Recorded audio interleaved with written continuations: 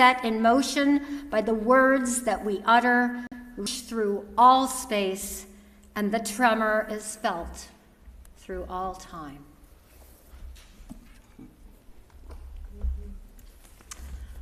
I have always been a night owl.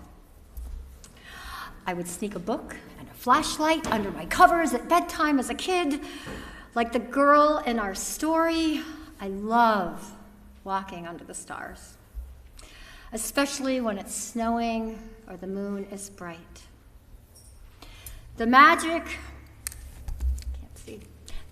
of the world in darkness, lit only by the night sky, has always called to me.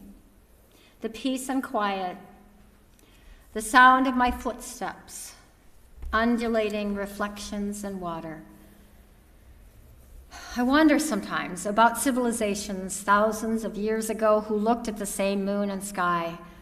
What was their relationship to the moon? If we could magically be transported in time, what would we learn? I think they would tell us to look up. Most of us don't pay attention to the moon. Our lives don't depend on it. We have calendars and clocks to tell us what day it is and when it's time to plant, if you even do that. Now, if there's an eclipse or a pandemic, we pause. But we are busy. We are busy on our phones, our computers, watching TV. Yes, we have even been busy during a global pandemic with Zoom meetings and live streaming church. Many of you may remember when we landed on the moon in 1969, one small step for man, one giant leap for mankind. Perhaps the astronauts hadn't heard of the woman Katherine Johnson, who, behind the scenes, calculated the flight trajectory that safely sent them to walk on the moon and come back to Earth to tell about it. And maybe they were shielded from the protests of Black Americans who noted the hypocrisy of prioritizing a world power grab over the genuine hazards and deprivations earthbound African Americans endured. Still, step away from the noise, and we have a primal connection with the moon. Only the most modern religions, Christian, Jew, Muslim, Buddhist, Hindu, are not focused on the heavenly bodies, but our ancestors were all about the moon. The moon and the earth do a dance every 24 hours. The gravitational pull of the moon puts a bulge in the oceans, directing the tides. Because mortal human creatures are 70% water, we're all in sync with the great moon mother. Women cycle directly with the lunar cycle, and often with each other, every 28 days. Both women and men experience fluctuating hormonal levels and mood swings. The root word for moon and mind was Indo-European manas, mana or men, as in menses, the great mother's wise blood governed by the moon. Wise blood. My own mother knew things. She knew things before they happened. She knew, for example, that her grandfather would not live to see her married, so she insisted that he be invited to her bridal shower, against the custom in 1953. She was right. He was buried before her wedding day. Many years later, my 94-year-old grandmother passed away. My family gathered around her, and only 30 minutes after she drew her last breath, my mother could see and hear Leola speaking clearly. Mom touched me and pointed to the corner of the room. "She's up there," she whispered. I didn't get that gift from my mother, but my brother did. He knew things, but he wasn't always happy about it. Another derivative from the root word for moon is mania, which means ecstatic revelation. Bill was not ecstatic. He would know that bad things were going to happen and he couldn't stop them. So he had a talk with God, he told me. He didn't want to know. I couldn't understand that. In fact, I was jealous. How come he got picked?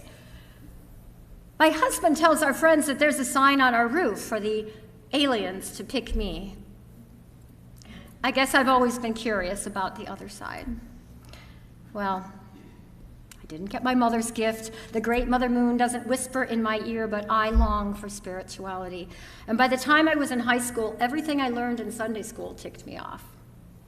The world I saw in the 60s was obviously run by men: school, government, business, church. Women who did work were not paid well or promoted. Property laws favored men. Women could not get credit, couldn't buy birth. It's hard to remember this time way back when. Women couldn't buy birth control and couldn't afford to get divorced. This patriarchal Christianity thing just didn't sit with me. I didn't go to church for years, happily, until I learned about the goddess. Perhaps I, as a woman, wasn't an afterthought of creation. I was at the center of it. The earliest religious works of art are figures of the solitary great goddess, the Paleolithic image of mother, before there was any father. Sorry, I know I shouldn't be saying this or talking like this on Father's Day. But before there was any father, either on earth or in heaven, gentlemen consider that it has been a patriarchal world for about 7,000 years, and it's taken a toll on your mothers and your sisters and your daughters. In truth, gender inequity takes a toll on all of us. When I learned about the tradition of the goddess, I experienced a sense of confidence and affirmation. I didn't have to apologize for being female. If you were not raised a girl, maybe you didn't receive 1,000 messages like, be nice, don't make a fuss, don't get dirty. You can't do that, that's for boys. For me, discovering the goddess or the feminine divine creator, source, gave me a newfound sense of purpose and belonging. It gave me permission to be myself. These ancient religions, I learned, had everything to do with the moon and the stars and our relationship to them. The moon goddess created time with all its cycles: creation, growth, decline, and destruction, which is why ancient calendars were based on the phases of the moon and not coincidentally our menstrual cycles. No awkward 30, 31, 29-day months, an easy 13, 28-day month. But in 45 BCE, Julius Caesar changed the calendar to that clunky 12 months. Why? Most calendar reforms were attempts to match the lunar and solar calendars to make them more accurate. Chinese, Buddhist, Hindu, and Hebrew calendars all have been tweaked over many centuries to match up extra minutes and hours with the solar year. Yet many believe today that 13 is an evil number, bad luck, a floor to be skipped in a high-rise building. Consider that 13 is the number in a coven, pagan followers of the goddess. 13 is related to a women's menses and the power of creation. What once was sacred is now profane. The great mother's wise blood, when I came of age, was a whispered, embarrassing, my time of the month. Large breasts and thighs of the goddess were once a sacred symbol of fertility and creation. Now we find these sacred symbols in advertising and pornography. We rarely consider the life-giving blood of menses and childbirth or the milk of our bodies as sacred. Breastfeeding in public is barely tolerated. Maternity leave in this country is a scant 6 weeks. Belief in patriarchy and power crushed our peaceful relationship with each other and our Mother Earth. What happened to what we once considered so sacred? Well, let's look back. Neolithic village cultures with their matriarchal family-based governments were cooperative, unwarlike, and nonviolent. Their lack of destructiveness has been attributed to the life-loving spirit of affirmation that scholars find at the core of most matriarchal societies. In what is now southern Turkey, a matriarchal community, a matriarchal community of the 7th millennium BC, there was no evidence of chieftainship or rivalry, though there were many priestesses. For 1,500 years, the community seemed free of massacre or war. Matriarchal Samaria dominated the Fertile Crescent for 3,000 years with virtually no evidence of warfare. Holy icons showed only naked women holding or nursing infants. Imagine a world where violence was not a consideration. War was not in our consciousness. Life-affirming religions were generally free of the anxiety, guilt, and sense of sin imposed by patriarchal religions.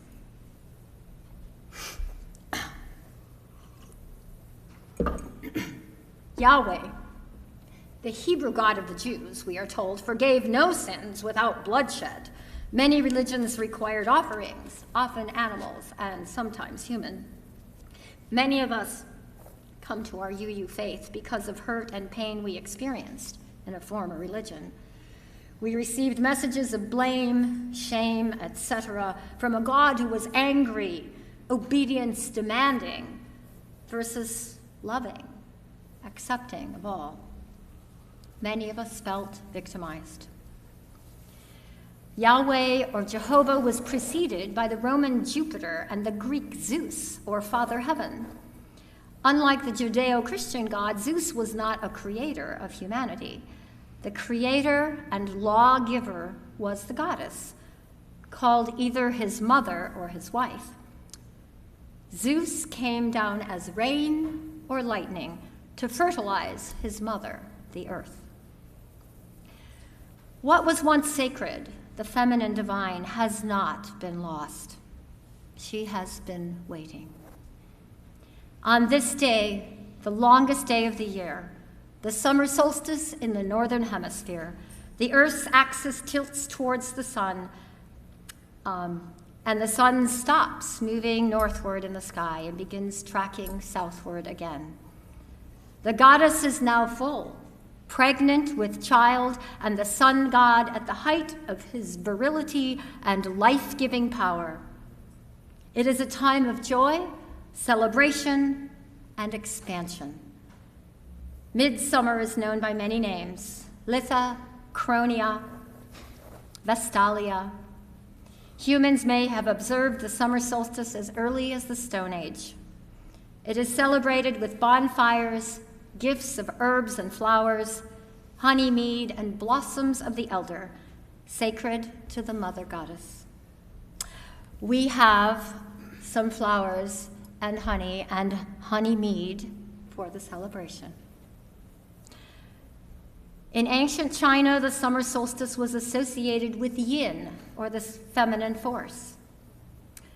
The goddess has been waiting for you, and it is time to listen.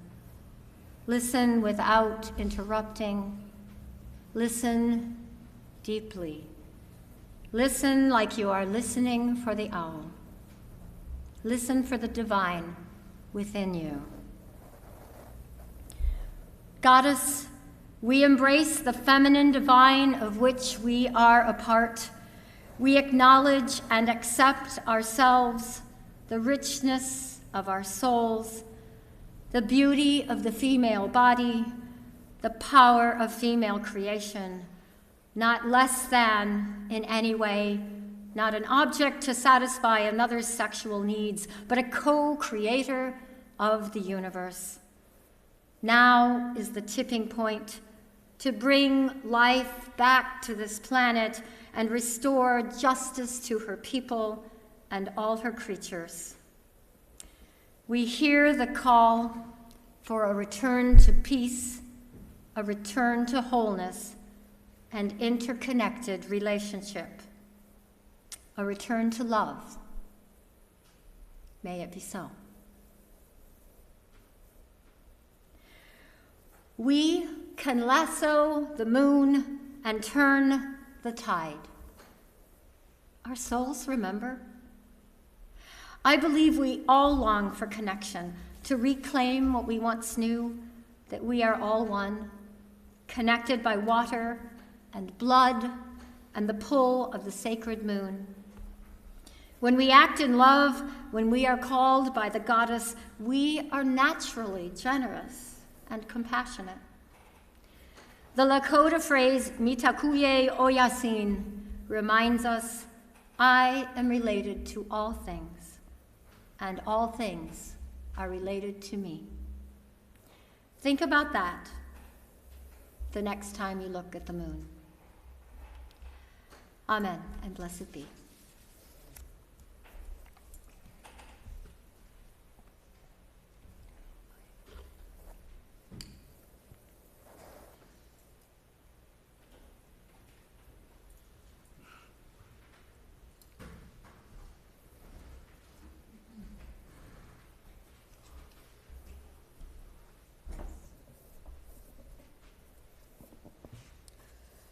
Now is the time in our service for our offering.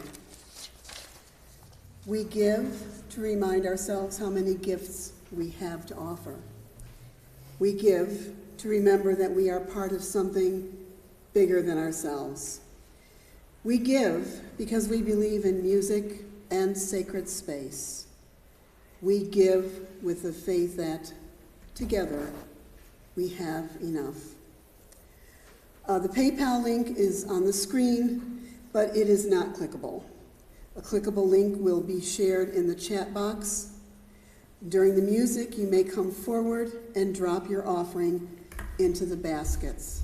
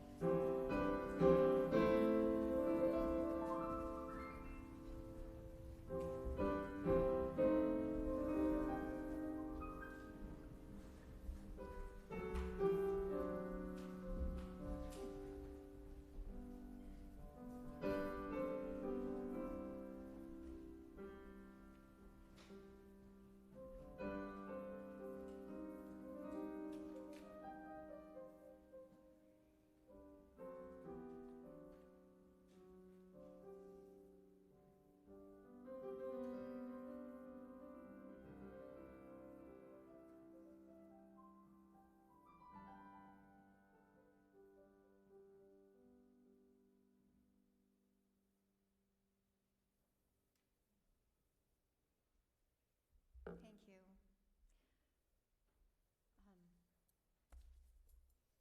Thank you for your... There's something else. For your prayers, your presence, your service, and your gifts. We are truly grateful. Thank you. Thank you, Cindy. Thank you, Jeremy. Please open your hymnal and stand if you are able to sing 392. The closing hymn is 392.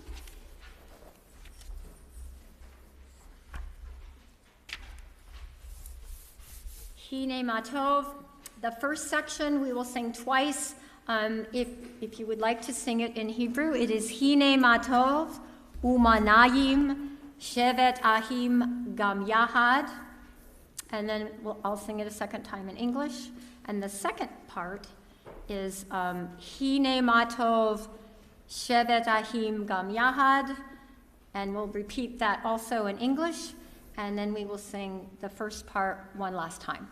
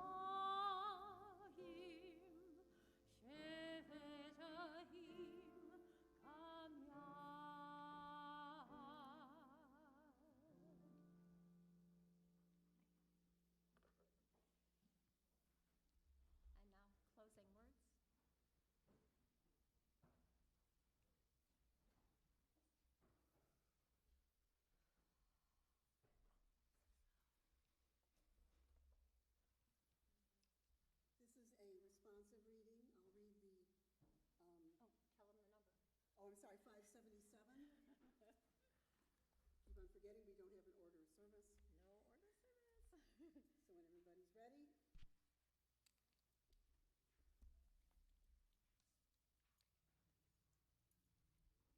If someone with courage and vision can rise to lead in nonviolent action, the winter of despair can, in the twinkling of an eye, be turned into the summer of hope. It is possible to live in peace. Nonviolence is not a garment to put on and off at will. Its seed is in the heart, and it must be an inseparable part of our being. It is possible to live in peace. Nonviolence, which is a quality of the heart, cannot come by an appeal to the brain.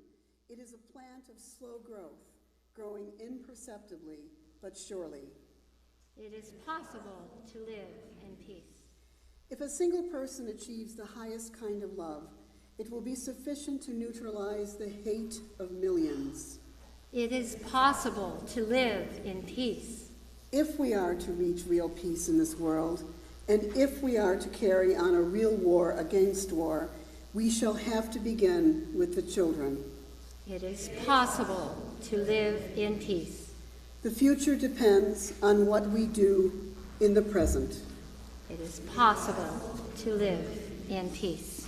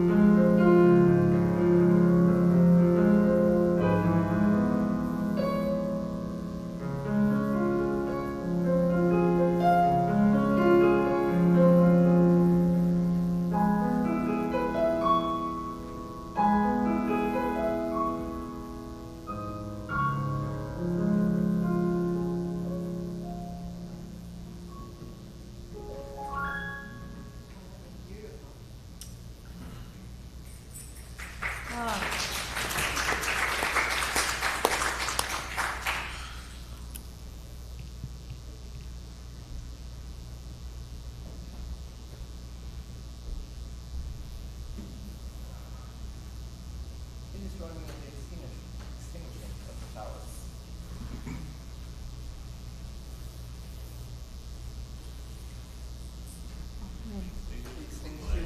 Flame, the light of truth, of unity, by the fire of commitment. These we carry in our hearts until we are together again.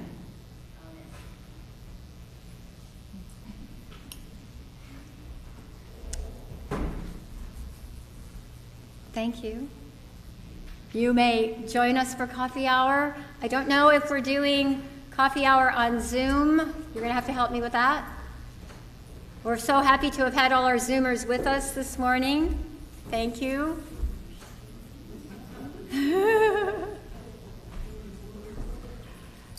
And I will be opening the honey mead.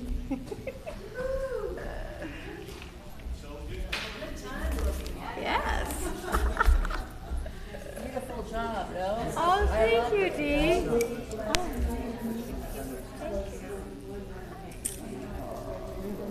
Beautiful job.